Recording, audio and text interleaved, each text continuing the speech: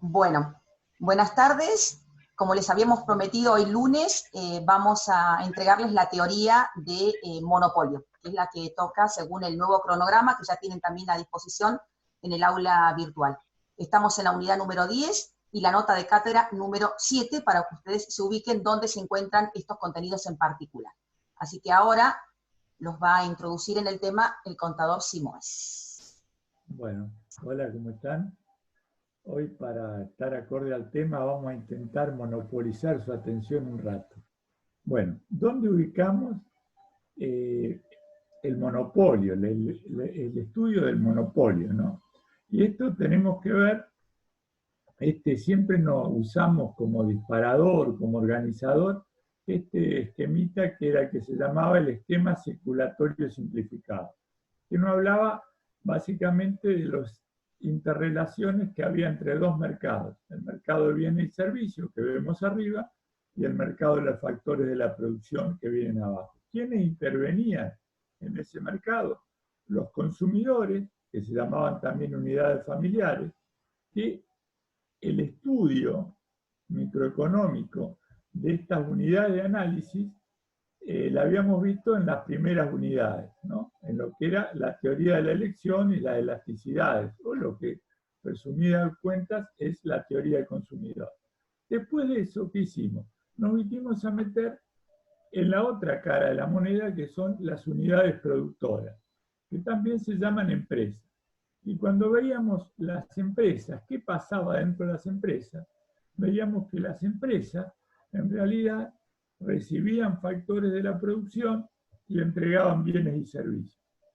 Entonces, toda esa función de producción y de generación de bienes la enfocamos en la teoría de la producción. ¿Para qué nos servía la teoría de la producción? Para entender la teoría de los costos. Pero, ¿qué pasaba? ¿Por qué teníamos que entender los costos? Porque necesitamos saber cuánto nos salía a producir para saber a cuánto tenemos o podemos vender.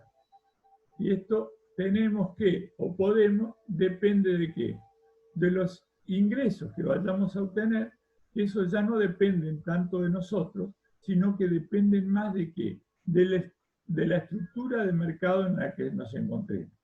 O sea, una cosa es que tengamos muchos competidores y otra cosa es que tengamos pocos competidores, y otra cuestión extrema es que estemos nosotros solos en el mercado. Eso nos da distintas relaciones de fuerza. Acá vemos el esquemita, que estas son las 4 estructuras de mercado que vamos a ver. Ya vimos esta que tiene el nombrecito ese, competencia perfecta. En competencia perfecta recreamos todas las condiciones para que el mercado funcione de manera recontraarmónica, súper aceitada, es decir, muchos competidores, muchos vendedores, información perfecta, producto homogéneo, libre entrada y salida. Pero en la realidad vemos que los bienes y servicios que vamos consumiendo todos los días no los encontramos en estas condiciones ideales. A veces hay mucha competencia, pero hoy en día pesan mucho las marcas. Entonces, hay competencia, pero cada productor vende un producto con una marca distinta. Esto se llama competencia monopolística. Muchos productores, pero ¿qué condición no se cumple respecto de la competencia perfecta? No se cumple la cuestión del producto homogéneo. Acá llamamos producto diferenciado. Esto igual lo vamos, este análisis lo vamos a ver más adelante. La estructura que le sigue en grado de concentración es el oligopolio. Acá hay pocos productores, o sea, competimos con pocos. Y esto nos da una relación que obliga a la interrelación permanente, porque lo que lo hagan los otros va a impactar directamente en mi empresa y viceversa. Y el caso que vamos a ver hoy es el extremo, que es el monopolio, ¿no? Donde estoy solo en el mercado, soy el único que hace alfajores, ni de otra marca, ni pocos. Entonces, esa cuestión, o esa situación especial de ser el único del mercado, me da lo que se llama un poder de mercado importante. ¿Por qué? Porque tengo control sobre todos estos determinantes. ¿Y cuáles son, Silvia? Dale. Ahí vamos. Entonces, para que nos concentremos de vuelta, seguimos con siempre nuestra misma estructura. El objetivo que persigue esta empresa, que ahora va a entrar en una estructura monopólica, recuerden, es maximizar el beneficio, o en el peor de los casos, minimizar las pérdidas. Y esos beneficios era la diferencia entre los ingresos y los costos. Esto ya lo habíamos visto. Es lo que vimos de la función, ¿se acuerdan que los costos dependían de la función de producción y del precio de los factores de la producción? Ya lo vimos. ¿Y dónde nos tenemos que centrar nuevamente? En la estructura de ingresos. Los ingresos, como Gustavo les dijo hace un ratito, depende de la estructura de mercado en la cual la empresa se va a insertar, o sea, no depende tanto de ella misma. Y los ingresos también habíamos visto que era precio por cantidad. Acá está el contador Simoes indicando eso, digamos. El monopolio, así como vimos las características que tiene la competencia perfecta, vamos a ver las características que tiene este tipo de mercado, que tiene algunas características particulares, así como vimos las características de un mercado de competencia perfecta. Acá está también lo que decía recién, somos, si ustedes se acuerdan, la transparencia que vimos hace un ratito, donde están esas 4 estructuras, hay un solo oferente. Está el señor con su paquetito, su cajita de alfajores. Un solo oferente y muchos demandantes. Bueno, después van a ver que puede haber un solo demandante también del lado de la demanda, pero bueno, no es el caso. O sea, acá hay un solo oferente. La empresa, fíjense la diferencia con competencia perfecta. Esto en competencia perfecta decía, la empresa es tomadora de precio. El precio se lo da el mercado. Y fíjense acá que la empresa formadora del precio tiene poder de mercado. ¿Y dónde se expresa el poder de mercado? En el poder que yo tengo de fijar el precio. Es decir, mi poder de mercado se manifiesta en el poder de fijación de precios que yo tengo. La otra característica, si ustedes comparan con competencia perfecta, decíamos que en competencia perfecta los productos son homogéneos, son idénticos, si no hay ningún grado de diferenciación entre los productos. Y acá, el producto es único. ¿Qué significa que sea único? Que no hay sustitutos cercanos en el mercado. Es decir, están nuestros alfajores, no hay ningún tipo de alfajor parecido a lo nuestro, ni un producto cercano a ese tipo de consumo de cosa dulce parecido a nuestros alfajores. La información obviamente es imperfecta, es decir, a ver, ¿quién sabe cuál sería el precio verdadero, entre comillas, de los alfajores en este mercado? Y acá no hay libre entrada y salida al mercado. Ahora vamos a ver por qué normalmente en un monopolio, o sea, si hay una sola empresa en el mercado, por algo debe ser. Y una es porque hay alguna cosa que impide que ingresen otras empresas al mercado. Ahora vamos a ver cuáles son las causas que hacen que aparezca un solo oferente en el mercado, y vamos a ver que una de las causas es que hay ciertas limitaciones a la entrada de otras empresas. ¿Querés agregar algo, Gustavo, de esto? No, que acuérdense, acá hay un solo oferente que domina todo el mercado. Y lo que podríamos repasar, acuérdense la palabrita muchos, ¿no? ¿Qué significaba muchos en economía? Cuando ninguno por sí solo puede decidir con sus decisiones lo que pasa en el mercado. Entonces acá se ve una simetría de fuerzas muy fuerte. Uno solo contra muchos, pero los muchos son insignificantes o de poca significación frente al único. ¿No? Ese es un punto para aclarar. Y acá te lo dejo esto. Dale. ¿Por qué puede aparecer este tipo de mercado? Las causas, a ver. Bueno, ¿por qué puede aparecer? ¿Por qué existen los monopolios? Uno dice, no tendrían que existir. Si hay algo que está siendo muy rentable, muy interesante, podrían ingresar nuevas empresas, podría desarrollarse mecanismos competitivos. Uno de los determinantes o de las causas de monopolio es el control en forma exclusiva de un factor de la producción. Si yo soy el único que tiene ese factor de la producción, obviamente voy a ser el único oferente y voy a poner mis condiciones de mercado. Esto por ahí no es muy fácil encontrar, pero hay ejemplos en economía tanto de niveles macroeconómicos grandes como de niveles inferiores. Cuando tengo un factor solo productivo, la oferta de algo, y esto se dio, por ejemplo, en en Sudáfrica, que era el principal productor de diamantes del mundo, había una empresa que tenía casi todas las minas del mundo de diamantes y monopolizaba la oferta de ese producto tan suntuoso. Pero a veces, no lo miremos en forma tan global, pero hay veces que un bien es dominado en forma exclusiva por un solo oferente o en determinado lugar. ¿Cómo sería otro ejemplo de esto? ¿Cuánto vale una botella de agua mineral normalmente? No sé cuánto, una botella chiquita vale un valor. Si tiene un valor, todos los supermercados o las grandes cadenas valen más o menos parecidas. Pero si tenemos que buscar esa botella, tal vez en la universidad, nos pueden cobrar un poco más caro, ¿no? Porque hay menos competencia. Pero si queremos tomar esa botella de agua mineral en el boliche, cuando estamos cansados vemos que vale muchísimo más plata. ¿Por qué? Si es la misma botellita de agua. Eso vale para agua, vale para cerveza, vale para champán, vale todo.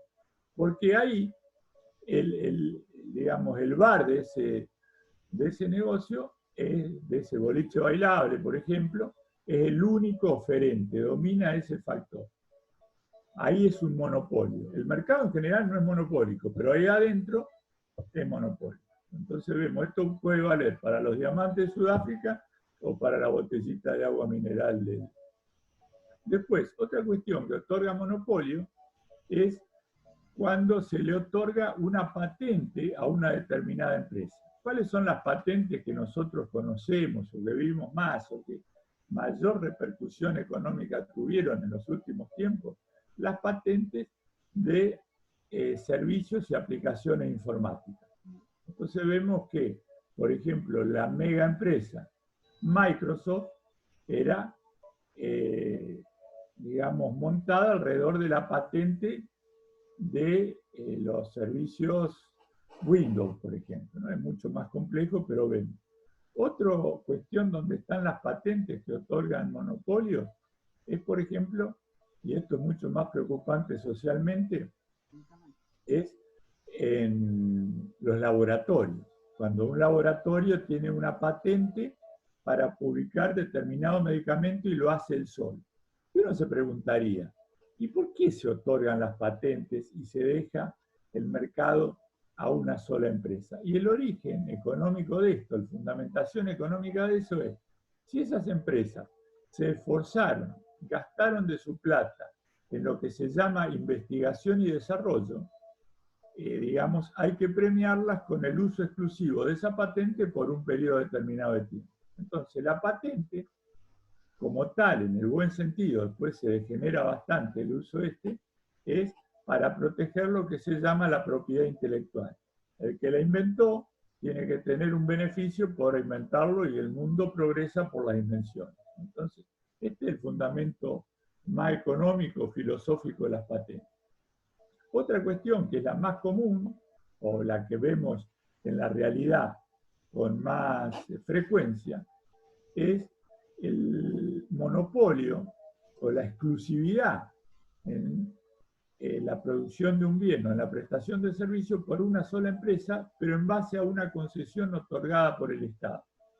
Y uno cabría preguntarse de nuevo, ¿por qué el Estado le da esta suerte de exclusividad a una empresa?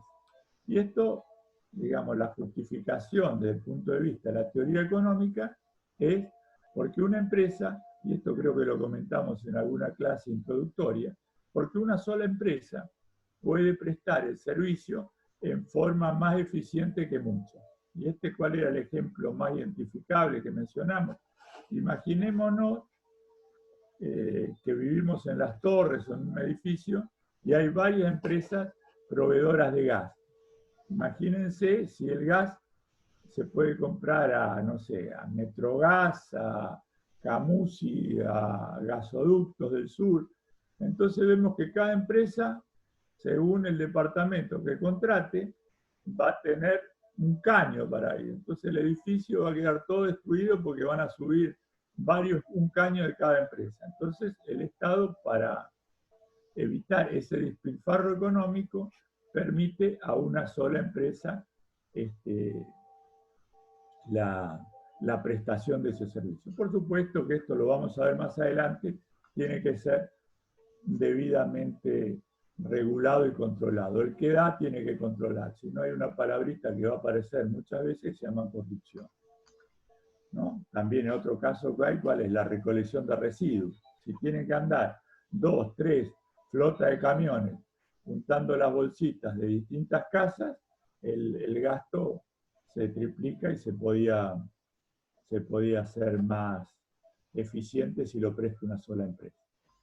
Y el cuarto factor, que ya vimos algo, ¿se acuerdan? Cuando estuvimos viendo costos, vimos que los costos estaban a corto y a largo plazo. ¿Y a largo plazo qué era? Cuando podrían variar todos los factores.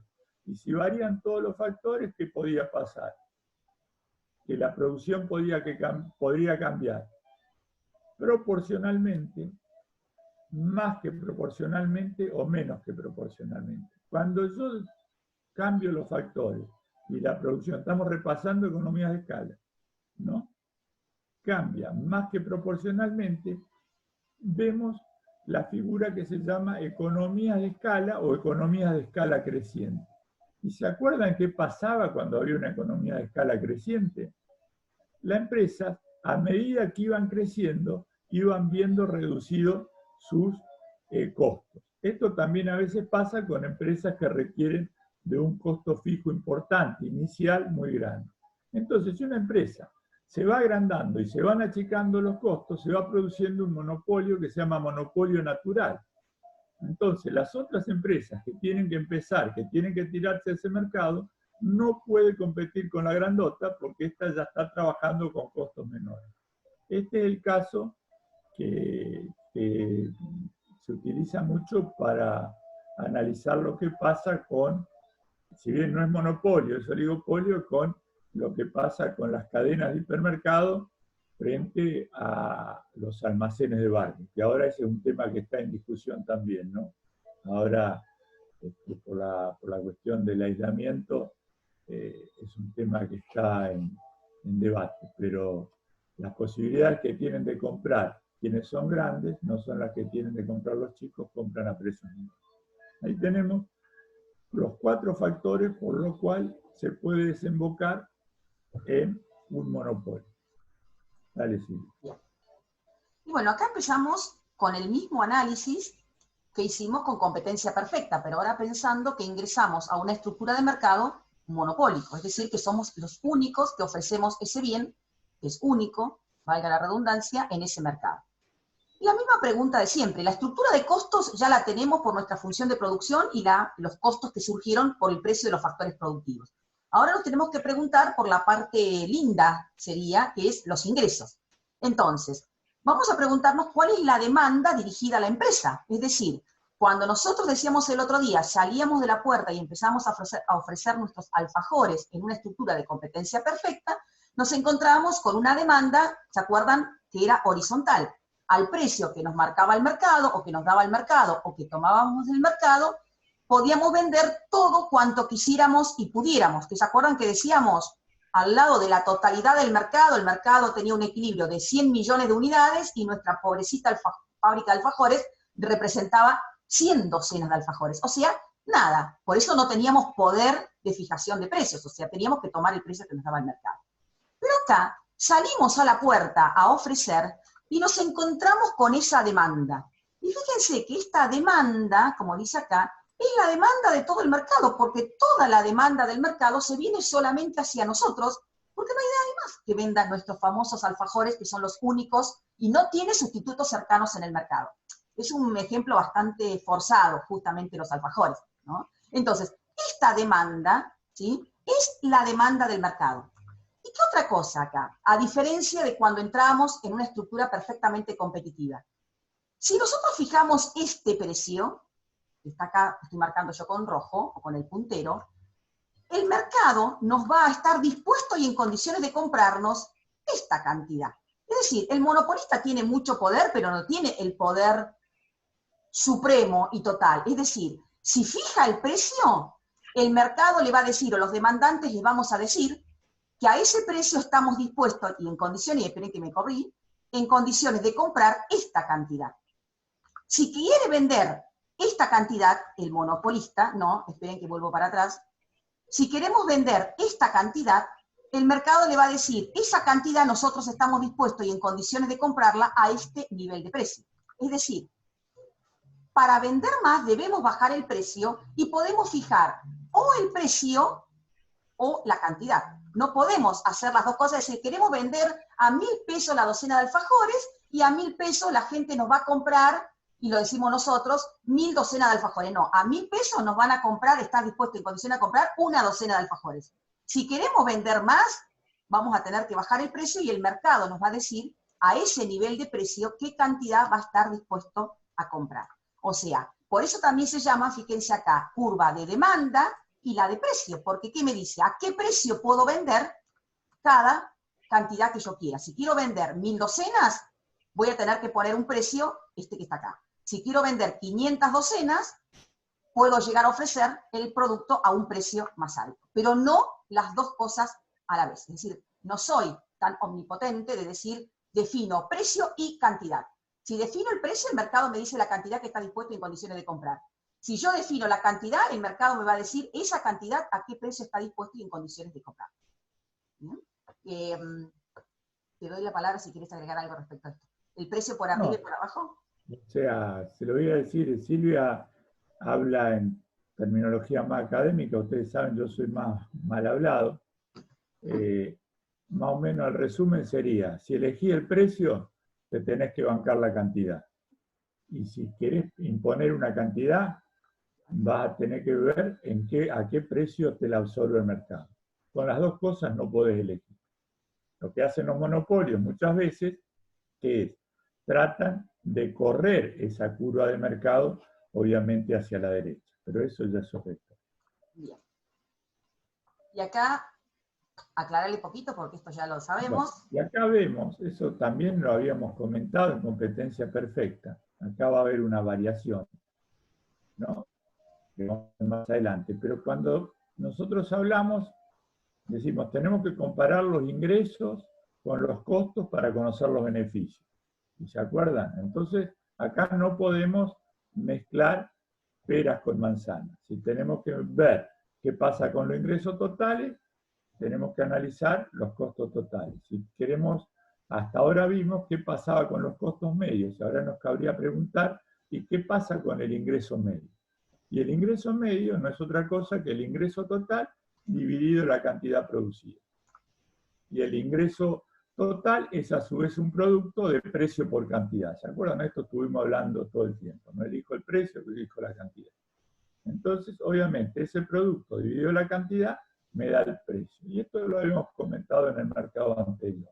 Ingreso medio, ¿es siempre sinónimo de precio? Siempre sinónimo de precio. Ingreso medio, hay tres palabras que tenemos que acostumbrarnos, en todos los mercados van a ser sinónimos. Ingreso medio, precio y demanda. ¿Demanda qué? Demanda dirigida a la empresa. En este caso, la demanda dirigida a la empresa, si hay una sola empresa, coincide con la demanda del monopolio. Así que vemos.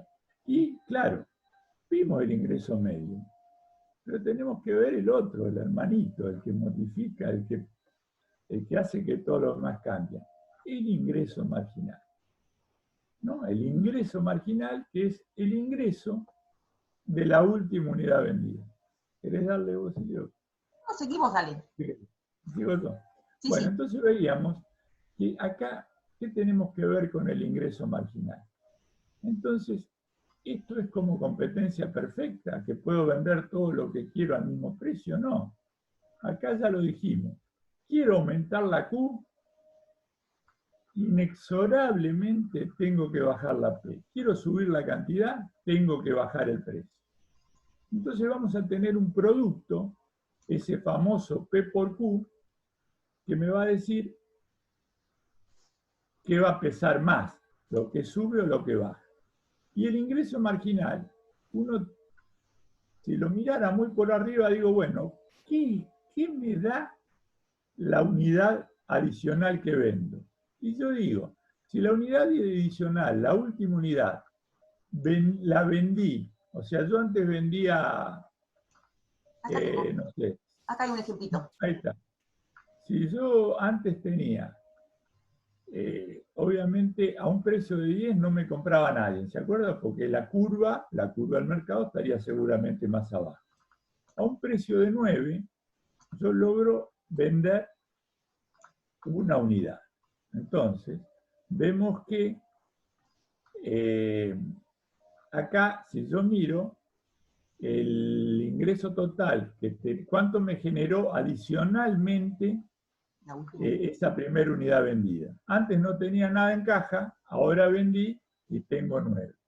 O sea, vemos que en este caso el ingreso marginal coincide con el precio.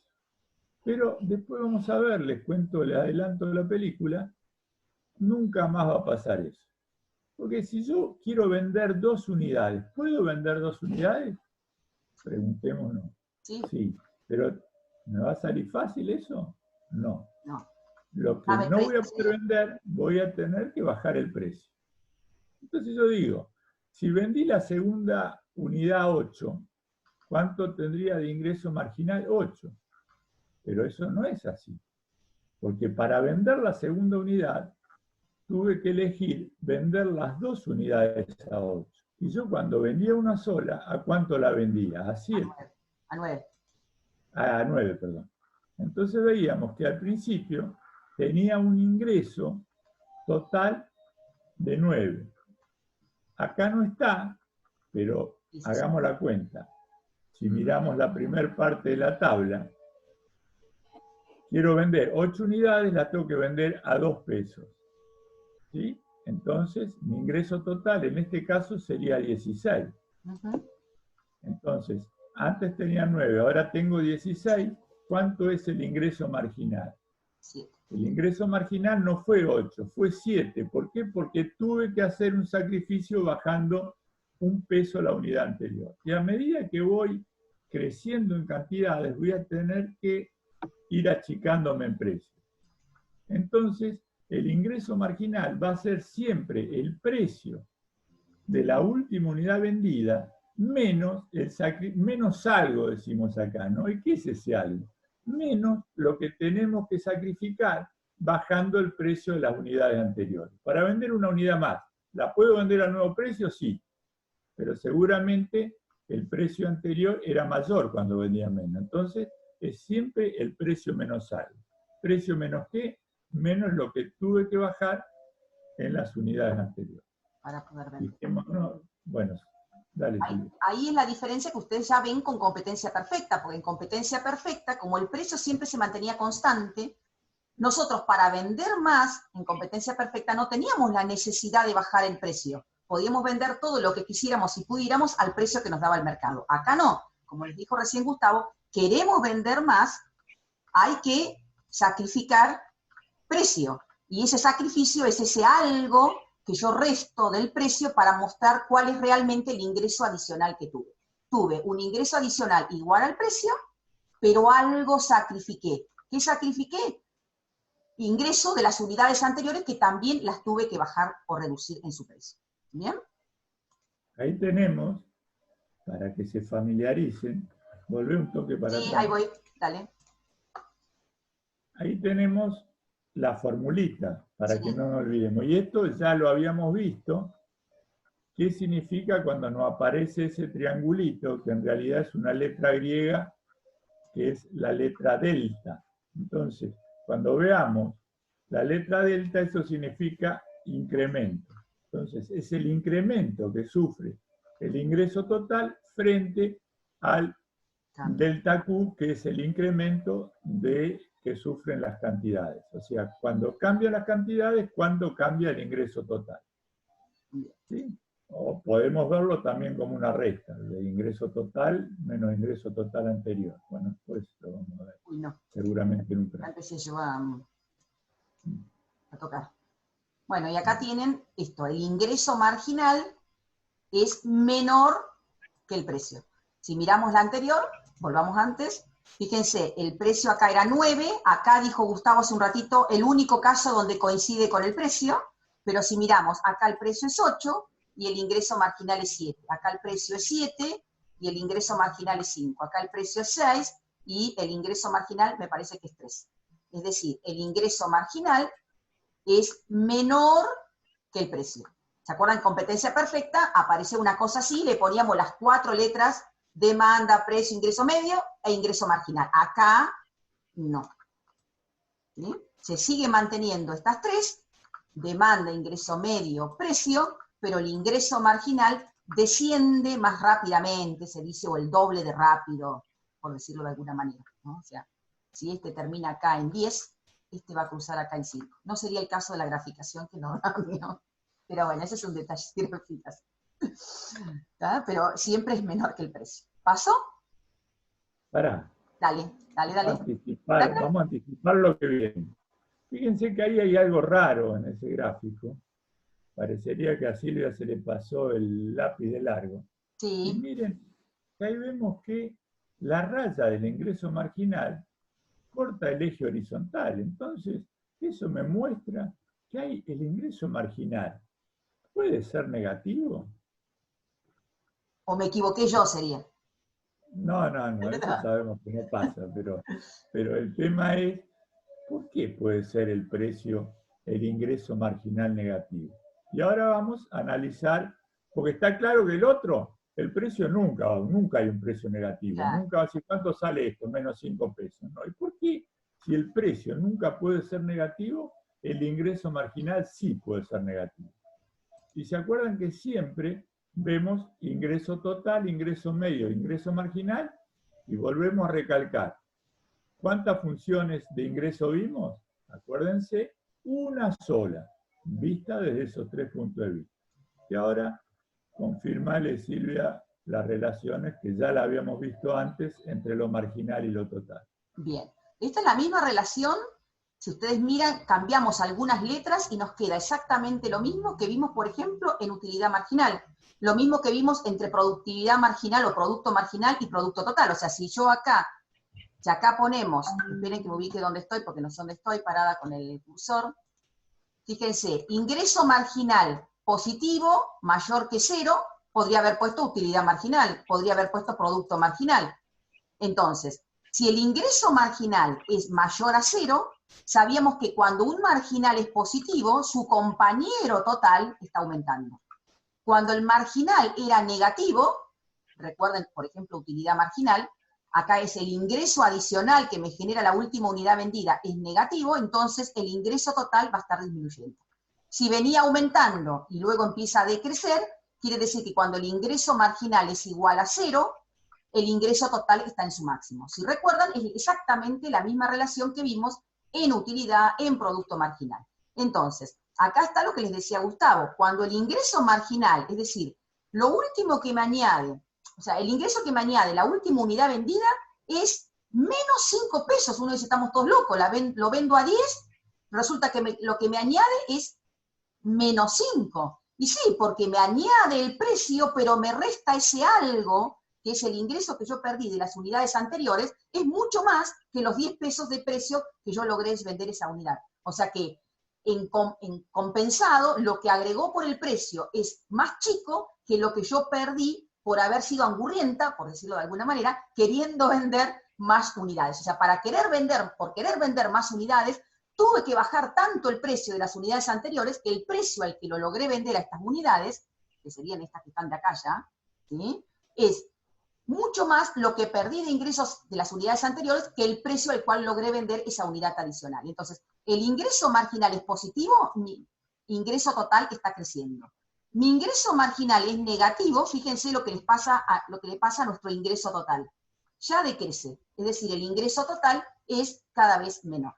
Y cuando el ingreso marginal es 0, el ingreso total se encuentra en su punto máximo. Y esperen que borro estas rayas, que no sé si salen después en la presentación. Pero yo las veo y me molestan a mí. Bien, ahí está. No, vuelvo para atrás. No queremos adelantar el nuevo capítulo. ¿Querés decir algo? No, lo que comentamos es que, fíjense, esto lo vamos a ver más adelante. Acá veíamos, si lo miramos solamente así, decimos, ¿cuál es la mejor situación posible? Cuando los ingresos totales están en su máximo. ¿Eso es así? y ya viene la palabrita que las tengo hasta el cansancio, depende. Depende de lo que esté pasando con los costos, ¿no? Pero otra cosa que tenemos que ver es que también vamos a adelantar, porque hay que ser también crítico. ¿Por qué los monopolios son tan criticados? Porque a veces, fíjense, cuando uno ve esta curva, uno entiende por qué producen menos para vender más caro. Porque tienen capacidad para inundar el mercado de bienes, para que la gente lo compre más barato, y prefieren trabajar a media máquina, dicho de una manera más, más vulgar, para poder vender más caro, ¿no? Para moverse en esa zona de ingresos totales crecientes o cercanos a lo máximo. ¿Sí? Y ahora viene la misma pregunta. A ver, decíselas vos si querés. Bueno, acá se acuerdan lo que veníamos comentando antes, era, si nos situamos en ese famoso producto, ingreso total P por Q, y decimos, si vamos aumentando la Q, tenemos que ir bajando el precio. Entonces vemos que hay una relación inversa. Entonces si decimos, hay algo que sube y hay algo que baja, cuando multiplico lo que sube por lo que baja, ¿para dónde va el producto? Y esto ya lo habíamos visto, cuando veíamos la palabrita elasticidad. Y si hay algo que está subiendo y algo que está bajando, ¿para dónde va a ir el producto? Y vuelve a ser otra vez la respuesta esta medio cansadora que damos. Depende. Si algo tira para arriba y algo tira para abajo, ¿para dónde va el producto? Para lo que tire más fuerte. Entonces acá vemos el concepto de elasticidad, o la sensibilidad también se llama, con que cambian las cantidades respecto a los cambios de precio. Entonces acá vemos que lo que importa no es solo el cambio de cantidad, sino el cambio relativo porcentual. No importa el delta Q, sino el delta Q sobre Q. Esto también lo vimos cuando vimos en elasticidad. Y no importa el delta P, sino el delta P sobre P. ¿Y qué pasa en los primeros tramos? En los primeros tramos, si vemos, los precios son altos y las cantidades son bajas. Ahí vemos en el angulito, de abajo tenemos el cero, ¿no? Donde chocan, ahí. Entonces vemos que primero, en términos relativos, los precios son altos y las cantidades son bajas. Entonces, en el primer tramo, ¿qué sube más que proporcionalmente? Las cantidades, respecto de los precios que bajan. Entonces, si le va ganando el numerador de la formulita esta al denominador, el producto va a subir. Entonces, el primer tramo de una curva de demanda del monopolio es un tramo elástico. O sea, pesa más los cambios en las cantidades, los cambios relativos, porque las cantidades eran bajas y van aumentando más que proporcionalmente que la baja de precio. Entonces, si pesa más lo que sube que lo que baja, el producto sube. O sea, el ingreso total está en su etapa creciente. Obviamente, cuando ya vendemos mucho, las cantidades empiezan a subir menos que proporcionalmente y los precios empiezan a bajar más que proporcionalmente. Pesa más o tiene más peso relativo o es más sensible los cambios de precio que los cambios de cantidad. Entonces, obviamente, pesa más lo que baja que lo que sube, el producto, el ingreso total baja. Y hay una situación intermedia que cuando la elasticidad es elástica, si cuando es elástica sube, cuando es inelástica baja, en el punto intermedio, cuando es unitaria se llama, está en el punto donde deja de subir y está por empezar a bajar, que es en el punto máximo. Acá también la curva de ingreso total, si bien la de ingreso marginal, recordemos que pasaba para el cuadrante negativo y podía ser negativa, dijimos la de precio no, y la de ingreso total tampoco, porque tendría que existir alguna de las dos variables, P o Q, que fueran negativas, ninguna de las dos puede ser negativa, por lo tanto el ingreso total parte de cero, porque es cierto que si yo no vendo nada no voy a tener ingreso, pero no pasaría al cuadrante negativo nunca. Y bueno, y acá venimos con la pregunta siempre archiconocida, ¿sí? Que es, vimos la estructura de ingreso de una empresa monopólica, pero decíamos que el objetivo de la empresa era maximizar el beneficio, quiero volver para atrás, o minimizar sus pérdidas.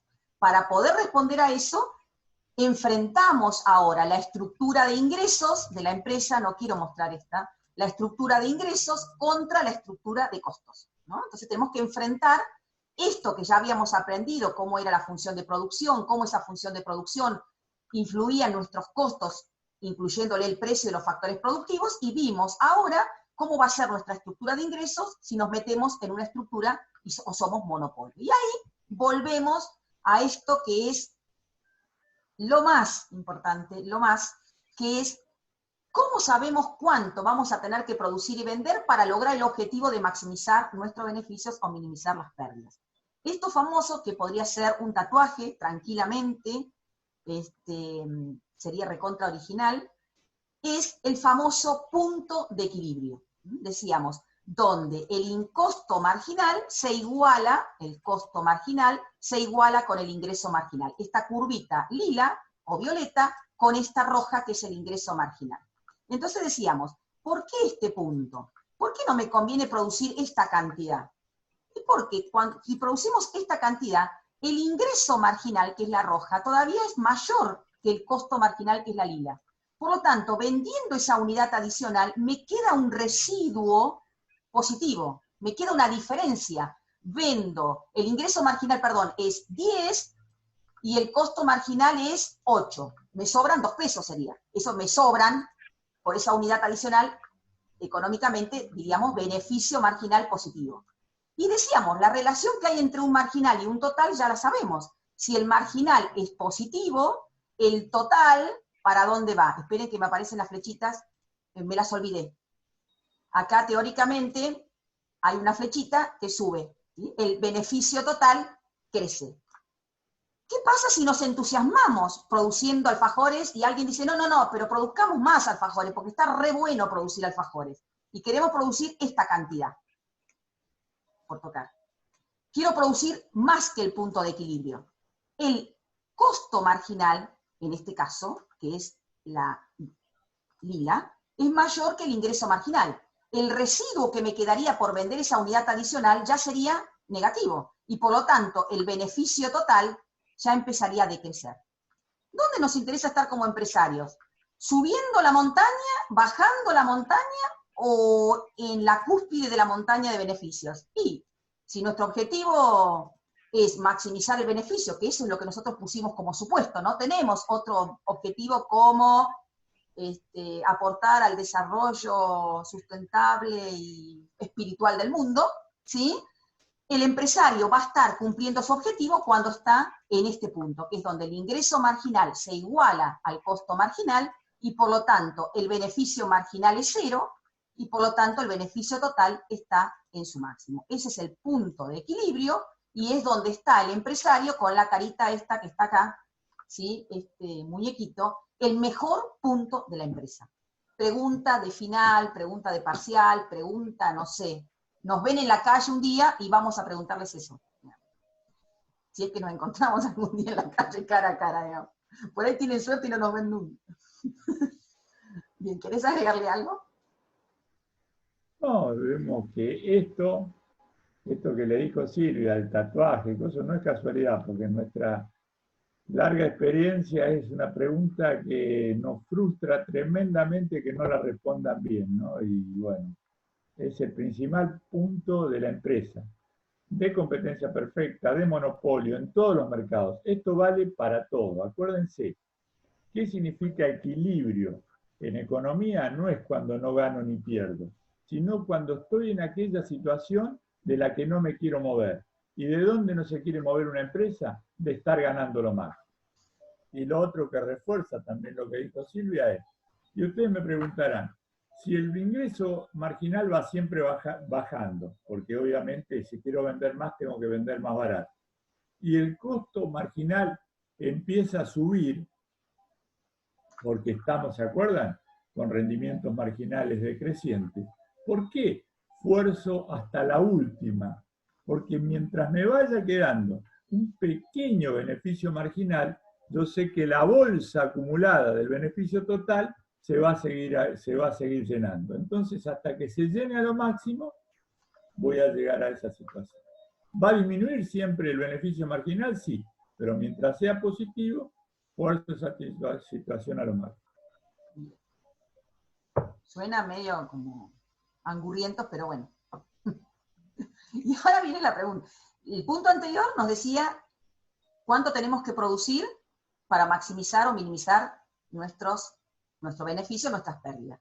Y la pregunta que sigue preguntándose este pobre chico que está sentado ahí, o chica, si está ganando o está perdiendo. Y acá le vuelve a contestar el chico que depende, ¿sí? Que es lo que dice ahí abajo. No lo sabemos, depende.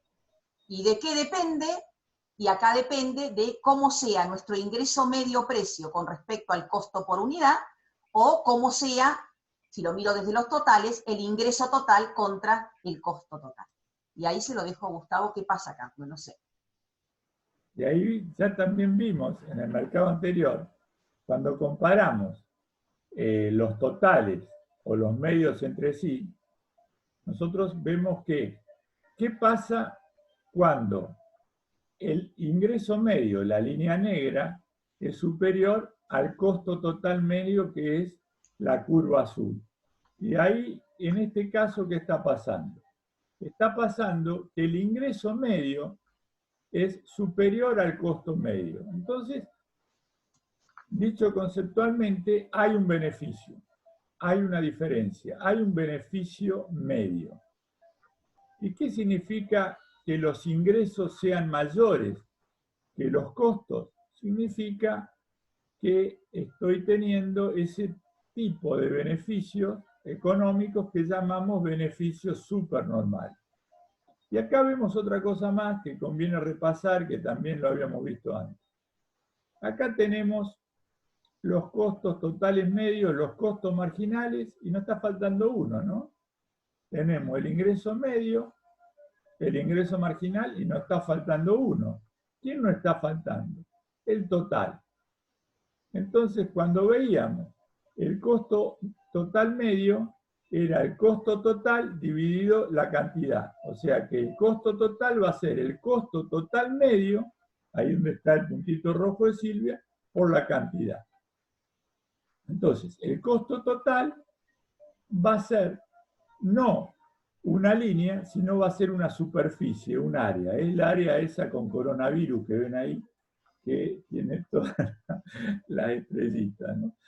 Entonces, ahí tenemos el costo total ejemplificado como una superficie, no como una línea. Y con el ingreso total pasa exactamente lo mismo.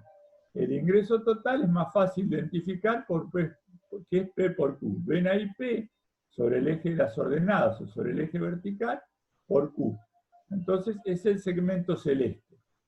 Si superponemos el área celeste, perdón, contra el área estrellada, nos queda ese margen residual que es el BSN, que significa beneficio supernormal, ¿no? Entonces, beneficio supernormal, ¿qué significaba?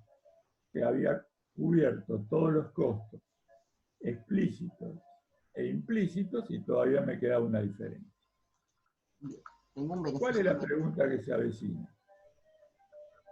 ¿Hay beneficios supernormales en monopolio? Y acá vemos como un área. Y después, bueno, con el área se la explico yo y después Silvia les va a contar. ¿Se podrán mantener esos beneficios supernormales? Acá vemos y superponemos las curvas. ¿Vieron? Ahí tenemos la curva de costo total. Primero crece menos que proporcionalmente, rendimientos marginales crecientes, después crece más que proporcionalmente. Y vemos que el ingreso total tiene esa forma de crece y después decrece. Entonces, ¿dónde es la mejor situación posible? Donde la brecha entre ambos conceptos es máxima, donde la pancita de ese supuesto pescado es máxima. ¿Qué pasa al principio? Al principio, en toda empresa, empezamos perdiendo el partido. Ahora me pongo futbolero, esto será un síndrome de abstinencia porque no hay fútbol, pero bueno. En toda empresa, ¿sí? empezamos el partido perdiendo 1-0. ¿Qué significa? Cuando empezamos, no vendemos nada, tenemos ingreso cero, pero ¿qué tenemos? Aunque no vendamos nada, tenemos los costos fijos. Entonces siempre empezamos perdiendo los costos fijos. ¿Y después qué pasa? Y después los costos van subiendo, pero los ingresos van subiendo más. Entonces ahí tenemos el área verde, que es donde vamos teniendo beneficios. ¿Y después qué pasa? Los costos empiezan a crecer aceleradamente por esa famosa ley de rendimientos marginales decrecientes, y los ingresos ya empiezan en su etapa decreciente. Entonces nos arrastra a un área de pérdida. Entonces empezamos con pérdida, terminamos con pérdida. Y quedan dos puntitos más, que son las dos líneas que bajó Silvia, que hay dos puntos donde se igualan los ingresos totales y los costos totales. ¿Y se acuerdan cómo se llamaba cuando los ingresos totales se igualaban a los costos totales? Se llamaban beneficios normales. Eso se llama, en esta representación gráfica, esos dos puntos se llaman puntos de nivelación. O sea, en esos puntos el beneficio, ¿cuánto es? Cero. ¿Qué significa beneficio total cero? Beneficio normal. Dale, sí. Bien, sigamos. Ingreso total mayor que costo total, y el beneficio total va a ser la diferencia entre el ingreso total y el costo total, y el beneficio total es mayor a cero. Por eso es súper normal.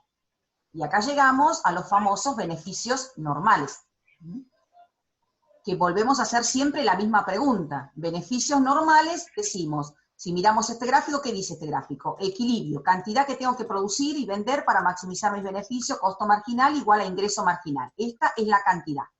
¿Se acuerdan que decíamos, esa cantidad no podemos decir la vamos a vender al precio que a nosotros se nos antoja, sino que vamos a la curva de demanda que me dice que esa cantidad va a poder ser colocada en el mercado a este nivel de precios? ¿Sí? ¿Acuerdan? Si fijamos la cantidad, la curva de demanda me dice esa cantidad a qué precio los demandantes van a estar dispuestos y en condiciones. Acá. Ahora, ¿cómo estamos en cuanto a ganar o perder? Tenemos que mirar cómo es ese precio con respecto al costo total medio, que es este celestito. Y, oh casualidad, que el precio, que siempre es igual al ingreso medio, también es igual al costo total medio. O sea, no me queda nada en promedio por cada unidad vendida. Entonces, de vuelta, este pobre señor se pregunta que entonces no gana nada por cada unidad que vende. Es decir, sale hecho, sería otra forma de decir lo mismo. Pero acá ya nosotros sabemos, y ustedes con más razón, ¿sí?, que acá, ¿qué había? Y acá si lo miramos desde los totales es lo mismo. Tengo, con la misma explicación que dio Gustavo, el costo total, con ese rendimiento primero marginales crecientes, luego marginales decrecientes, el ingreso total que crece, llega a un máximo, luego decrece, perdemos porque el ingreso es menor que el costo total, volvemos, y acá hay un solo puntito en donde el ingreso total es igual al costo total. O sea, sería la mejor situación en la cual nos podemos encontrar, pero lo que se vuelve a preguntar esta chica, tratamos de hacer equiparación de género, si se dieron cuenta hay un chico y hay una chica, cada tanto, ¿sí? Entonces se pregunta a la chica si no se gana nada, es decir, gano cero, porque el ingreso total es igual al costo total. O sea, mi beneficio total es cero, o sea que está recontra complicada. Ustedes ya a esta altura esperamos que no tengan esa cara cuando ven esta transparencia, digamos, o esta filmina, dijera el presidente, sino que ya saben qué hay escondido ahí atrás, o sea, no tendrían que tener esta cara. ¿Y qué saben? Que dónde está acá, por decirlo de alguna manera, la trampa o la explicación de esa relación de que me da cero y tengo que estar contenta por esto. Explicarles de vuelta todo esto. Bueno, Por las dudas si alguno quedó con cara de sorprendido. No, ahí volvemos a ver que la palabra beneficio normal tiene correspondencia o tiene explicación pensándolo desde el punto de vista de los costos económicos. Entonces, acuérdense, siempre que tenemos beneficios normales o beneficio económico cero, es porque estamos computando tanto los costos explícitos como los costos implícitos. Entonces, viene nuestro contador con el balance y nos dice ganamos 300 pesos. Y viene nuestro economista y nos dice, como dijo Silvia, no ganamos ni perdimos. Pero ¿por qué decimos que tenemos los beneficios normales? Porque en esos costos implícitos estamos computando todos los factores de la producción propios que aportamos.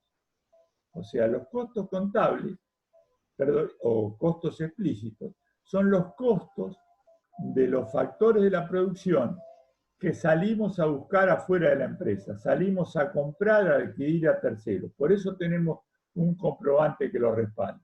Pero nuestro aporte, ya sea el factor capital, del factor trabajo o del factor recurso natural o del propio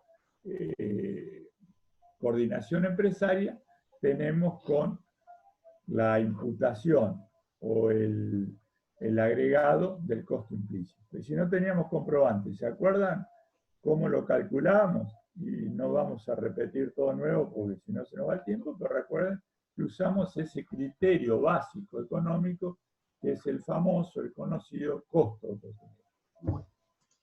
Bien. Y acá tenemos de vuelta el mismo análisis, que si lo entendimos de competencia perfecta es exactamente lo mismo, que es lo que le pasa a la empresa cuando está en una situación de pérdida. El análisis es el mismo, punto de equilibrio, costo marginal igual a ingreso marginal, ya sabemos por qué. Esa cantidad tengo que ir a la curva de demanda y de precio, porque esa es la que me informa a qué precio estamos dispuestos, o el mercado está dispuesto a comprarle esta cantidad. Voy acá, y este es el precio. Digo, ¿gano o pierdo? Depende de qué, de dónde esté ubicado para esa cantidad el costo por unidad. En este caso vemos que el precio está acá y el costo por unidad está por arriba. Es decir, que el área de pérdidas, que sería, el área de costo total, que sería el costo por unidad por la cantidad, que sería la caja esta más grande, o el rectángulo, el área más grande, es mucho más grande el área de los costos que el área de ingreso total, que es esto nada más, que es precio por cantidad. Entonces, esa diferencia que me queda, que el área que tiene estrellitas o coronavirus, decía Gustavo, es más grande que el área que tiene de ingreso total. Entonces, ese residuo es un residuo de pérdidas. Lo mismo lo vemos desde, acuérdense que cuando hay pérdidas, ¿dónde estoy en mi mejor situación? Cuando yo quiero minimizar las pérdidas. Es decir, acá no me interesa la panza más grande, me interesa la panza o la distancia más chica entre el costo total y el ingreso total. ¿Y ahora qué hacemos cuando tenemos pérdida? Acá, equidad de género, equiparación de los géneros, hay una chica, volvemos para atrás, ¿podrá seguir o no en el mercado? Depende. Le dice la chica, y el chico le dice de qué depende, ¿no? Miren cómo está este pobre chico ya con todas las preguntas que le estamos haciendo. ¿Y de qué depende? Con tales de qué depende, que ya lo sabemos porque es exactamente el mismo razonamiento que hicimos para competencia perfecta. O sea, acuérdense que hay algo que es completamente claro, que nadie puede perder mucho tiempo. ¿Por qué? Porque se funde, porque quiebra. Entonces, la primera respuesta que sale obligada es, ¿podemos trabajar a pérdida? Sí, pero solamente a corto plazo. A largo plazo, nadie puede soportar la pérdida como situación continua. Y la que nos preguntamos, que ya lo vimos en competencia perfecta, ¿y a corto plazo podemos trabajar a pérdida? Podemos trabajar a pérdida, pero muy poco tiempo, pero con una condición, que estemos cubriendo los costos variables, que los ingresos nos estén permitiendo cubrir los costos variables. ¿Por qué? Porque si no cubrimos los costos variables, si los ingresos son menores que los costos variables, ¿qué estaría perdiendo yo? Estaría perdiendo los costos variables y parte de los fijos. Y con la empresa cerrada, estaría perdiendo solamente los costos fijos. Entonces, en ese área violeta que marcó Silvia, es la situación insostenible por cuanto estoy peor que cerrado. que sería esta que tienen acá. Entonces, vemos que Por ejemplo, esta empresa, ¿qué tendría? Te pregunto a vos. ¿Se puede mantener o no se puede mantener? esa empresa se puede mantener porque está cubriendo, está un poco mejor que estando cerrada. Pero Perfecto. si está mucho tiempo así, no se va a poder mantener. El costo total está por arriba del ingreso total, tiene pérdida, pero con el ingreso total que tiene alcanza a cubrir todos los costos variables y le sobra todo esto para cubrir parte de los costos fijos. Muy bien, pasó la prueba. Recuerdan que ese concepto lo vimos. ¿Y esta? ¿Se puede permanecer en el mercado? Esta situación no se puede mantener ni a corto ni a largo plazo, porque ahí lo vemos en el equilibrio. Pero hay otro puntito que vimos cuando vimos los costos, que, a ver si se acuerdan cuál era, que era este puntito, porque hay un punto en la curva de costo medio, ahí donde está marcando Silvia, que es ese punto que, ¿cómo se llamaba? Ese punto mínimo de cierre. Si estoy debajo de ese punto, estoy peor que cerrado, me tengo que. Entonces, esta es una situación insostenible en el corto y en el largo plazo. Acá tienen que mirar lo que pasa acá. Precio, costo total medio por allá arriba, y el precio está por debajo del costo variable por unidad, por lo tanto no alcanza a cubrir el costo variable, pierde menos estando cerrada, que pierde solo los fijos, y no así, que perdería los fijos más una parte de los variables. Sí, dale, te corté. No, digamos, porque la pregunta que se van anticipando es, y entonces, ¿cuáles son las situaciones posibles a corto y a largo plazo? Desde el punto de vista de las pérdidas, ya lo dijimos. Pérdidas, a largo plazo nunca. A corto plazo, siempre que cubra los costos variables. Y nos queda ver, obviamente, las situaciones que no sean de pérdida, que son las situaciones de beneficio. Y hay dos tipos. Pregunta que te hago. Esa es digamos, la mayor, digamos, un poco la conclusión, ¿no? ¿Puede tener un monopolista beneficios supernormales a largo plazo? Pensemos un ratito, porque esto está casi en la esencia de los monopolios. Y el competidor perfecto, como mercado totalmente opuesto, ¿los podía tener? No. ¿Qué era lo que en una situación de competencia, qué impide los beneficios normales? Impide básicamente la libre entrada de empresas, ¿no? Y la información. En este caso, el monopolista, no hay libre entrada de empresas. Entonces, el monopolista sí podría mantener los beneficios a largo plazo, ya sea porque está vigente su patente, porque está vigente su concesión estatal, porque sigue dominando el factor productivo solo, o porque sigue obteniendo esas famosas economías de escala que impiden que los más chicos puedan entrar, ¿no? Entonces, bueno, lo anticipé, dale.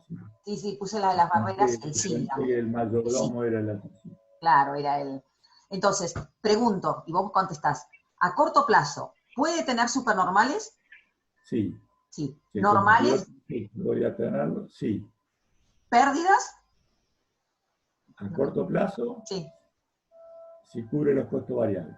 Bien. ¿A largo plazo, supernormales? Sí. Sí, porque hay barreras, dijimos. Porque hay barreras. ¿Beneficios normales? Sí. Sí, digamos. ¿Y pérdidas? Puede tener normal, ¿eh? ¿Y pérdidas? Pérdidas a largo plazo, no. Bien. ¿Sí? Ahí tienen las 6 situaciones posibles, sería, digamos, ¿no? La diferencia con la competencia perfecta es que a largo plazo este sí puede tener supernormales, y la explicación está en la existencia de barreras que impiden el ingreso de nuevas empresas. En los casos de pérdida son exactamente iguales, o sea, ahí no es que la condición de monopolista o competidor perfecto le permita darse el lujo de algunas cuestiones en términos de pérdidas, al menos teóricamente, digamos, ¿no? Después puede ser. Bien, y acá hay una nueva pregunta, que tenemos que recordar lo que vimos en competencia perfecta. A ver, espera, no. Sí, dale. A ver, ¿qué es esto? No sé qué. Si es a largo plazo es eficiente. Ese es el gráfico de repaso, ¿no? A largo plazo, si el mercado es competitivo, la única situación posible era, vemos ahí, la única situación posible era tener beneficios normales, pero para tener esos beneficios normales teníamos una severa condición, que es, estábamos obligados, no podíamos ganar los supernormales porque se nos venían nuevas empresas, pero para tener solamente los normales teníamos que ser eficientemente económicos. ¿Qué significa eso? Teníamos que estar en el óptimo de producción. Única situación posible en un mercado competitivo, beneficios normales, en tanto y en cuanto seamos en extremo eficientes. En monopolio, la cosa cambia y bastante. ¿Querés mostrarles, Silvia? Y ahí les muestro la complicación. Bien, acá tenemos, volvemos, somos monopolistas, vamos a producir para maximizar nuestro beneficio acá, punto de equilibrio.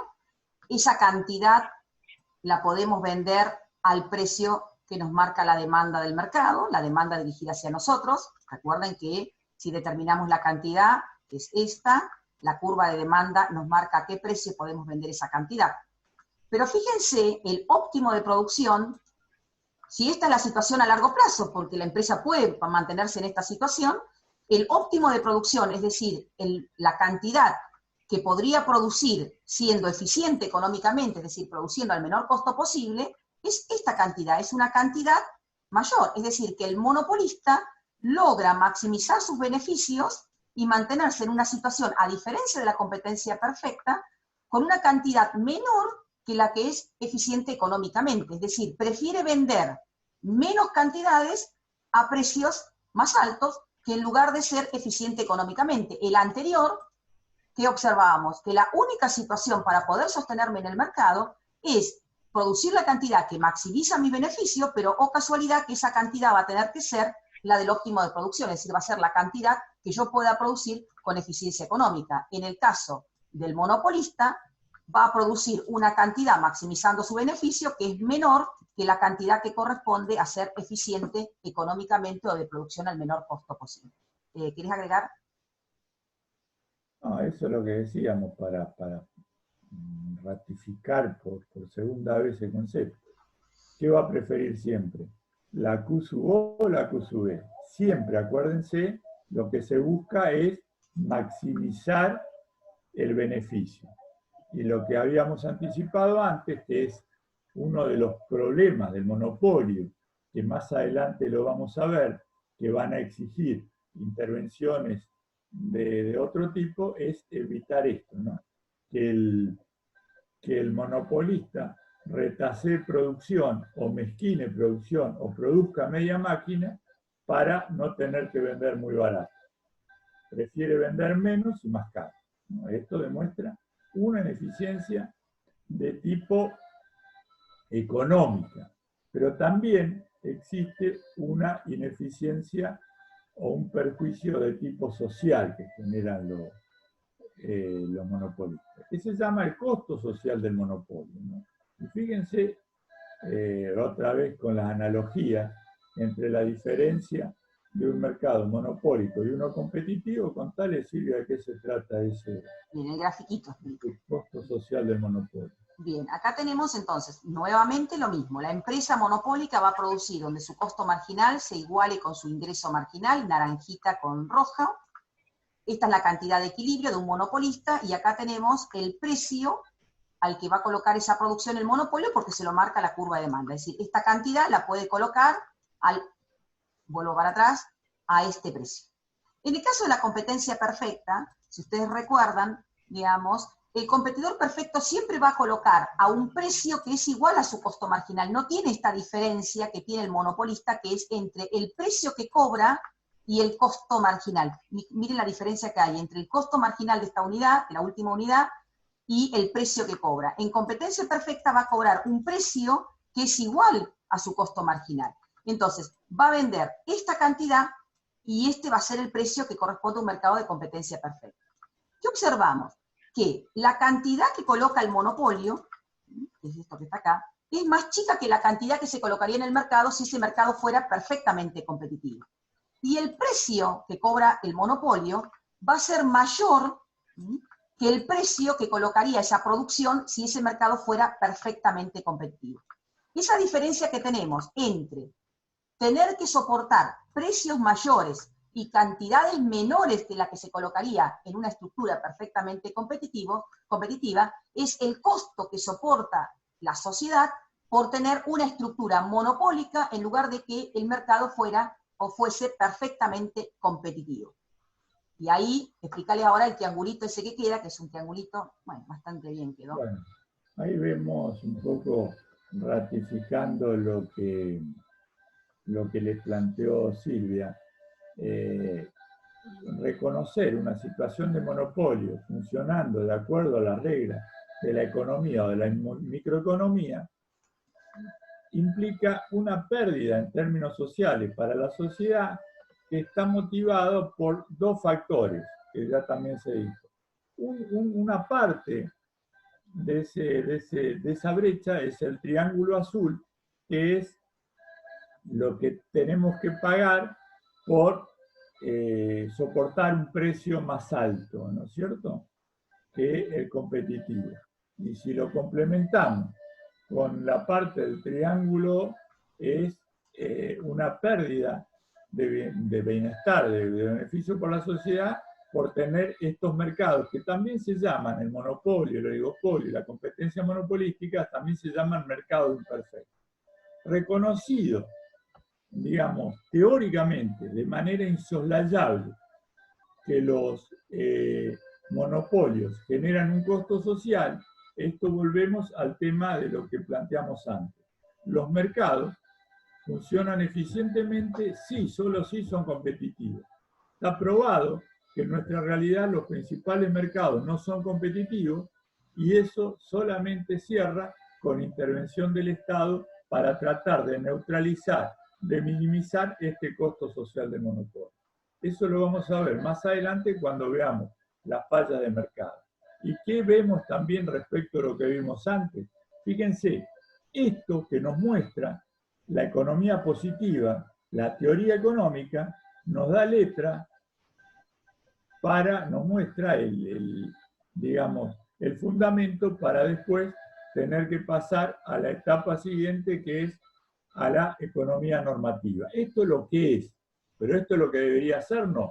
Para pasar al campo de lo que debería ser, tenemos que entrar en el campo de la política económica y después veremos todas las políticas económicas que hay para neutralizar este costo social, este perjuicio de los consumidores a favor de las empresas. Bueno, y acá tenemos el próximo capítulo, que va a ser competencia monopolística. Suponemos que lo deben estar esperando con una ansiedad terrible y todos los días deben mirar si salió el próximo capítulo, como uno hace con las series de Netflix, digamos, si hay una nueva temporada. Bueno, ¿quieres decirle algo más? Si no, cortamos. No, chao. Bueno, nos vemos entonces en la próxima entrega, que va a ser competencia monopolística y oligopolio. Van a ir dos capítulos juntos, sería. O sea, vamos a hacer una entrega al final de la temporada 1. Es temporada, sí. Estamos por terminar la temporada. Bueno, los dejamos entonces, cuídense y nos vemos. No se olviden, si alguien lo ve hoy o mañana, que mañana miércoles 13 a las 20 horas tienen una cita en el aula virtual para hacer esa práctica de primer parcial, y si alguien lo ve después del miércoles, no se olvide que el miércoles 20 a las 20 horas tienen el parcial, o sea que hay una información calificada. Tienen que ingresar al aula virtual, van a encontrarse únicamente con el espacio para ingresar a la práctica, o el miércoles 20 a ingresar directamente al parcial, para que no se confundan ni tengan en el aula cosas que no van. Por favor, intenten hacer la práctica el día miércoles. No se olviden, a las 20 horas, parece canal de televisión, a las 20 horas ingresen al aula virtual para hacer el miércoles a las 20 horas, este miércoles 13, para hacer la práctica de parcial. Por un lado, para los contenidos, y segundo, para que entiendan o se manejen con mayor soltura en lo que es lo tecnológico, el manejo más práctico de ese ejercicio que van a tener que hacer el día 20. Cosa que ese día estén pensando en los contenidos y no en el manejo de la informática particularmente. Así que los invitamos este miércoles, entonces, a hacer la práctica de parcial, y el miércoles 20 a las 20 horas los invitamos a hacer el parcial. No es una invitación muy sugerente, pero bueno, es la que podemos hacer. Bueno, les damos las gracias. No se olviden que hay algunos que todavía no han subido ningún práctico. O sea, eso, cuando tengamos que resumir la materia, bueno, pónganse las pilas y lo estamos esperando. Bueno, nos dejamos entonces, cuídense. Hasta luego.